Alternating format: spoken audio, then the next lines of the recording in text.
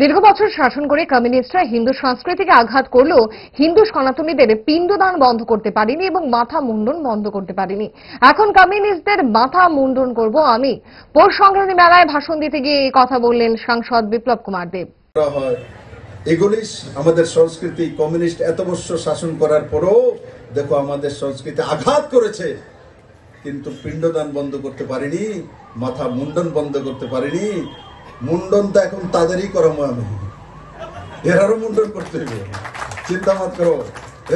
এরাও দেখবা একদিন এই জিতেন চৌধুরীর দিকে ডুবকি লাগাইব, এদিকে মাথা মুন্ডন করবো। এছাড়া উপায় নাই। এরা যে কাজ করেছে ত্রিপুরার জন্য, যে অন্যায় করেছে ত্রিপুরার নজওয়ান ছেলে মেয়েদের সঙ্গে।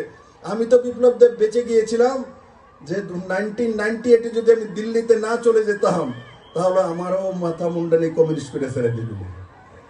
যাই হোক মেরে মিত্র, এই কথাগুলি তার জন্য বলেছি, ইতিহাসকে ভুলার নয়, ইতিহাসকে পাথেয় সাক্ষী রেখে আগে যাওয়া, ইতিহাসকে সাক্ষী রেখে আগে যাওয়া।